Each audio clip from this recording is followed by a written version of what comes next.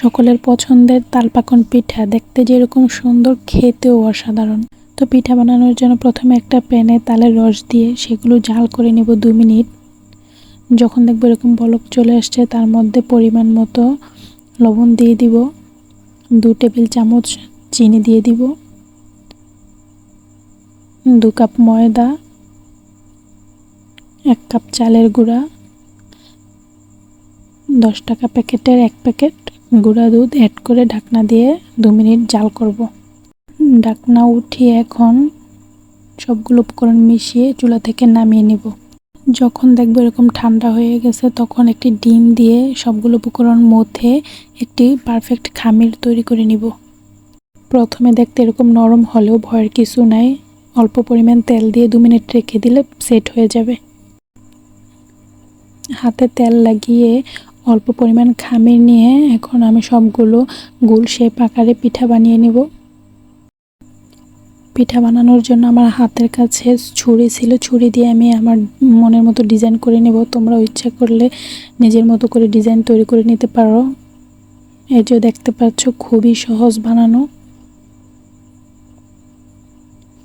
আমি ছুরি দিয়ে সবগুলা পিঠা বানাইছি, সবগুলো ডিজাইন করছি।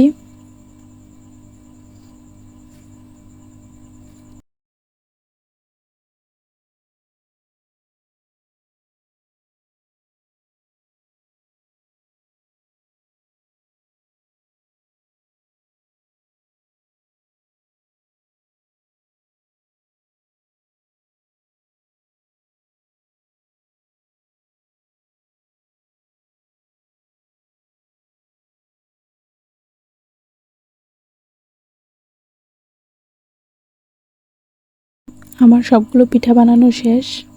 এই যে খুবই সুন্দর, বানানো খুবই সহজ, সময়ও কম লাগছে। এখন একটা প্যানে তেল গরম করে আমি পিঠাগুলো দিয়ে দিব। তেলটা যখন হালকা গরম হবে তখন দিব, বেশি গরম অবস্থা পিঠা দেওয়া যাবে না, তাহলে দেখা গেছে তাড়াতাড়ি কালার চলে আসবে। যখন এরকম সুন্দর কালার আসবে তখন আমি পিঠাগুলো নামিয়ে নেব। ঠিক এরকম পিঠার জন্য আমি আগেই চিনির শিরা তৈরি করে রেখেছিলাম, এখন সেগুলোতে পিঠাগুলো দিয়ে 2 ঘন্টার জন্য রেখে দিব। 2 ঘন্টার শেষে দেখা যাবে পিঠা চিনি শিরাগুলো শুষে একদম ফুলে ডাবল হয়ে গেছে, খুবই নরম সফট, মুখে দিলে একদম মিশে যাচ্ছে। এই যে অনেক মজা হয়েছে, অনেক।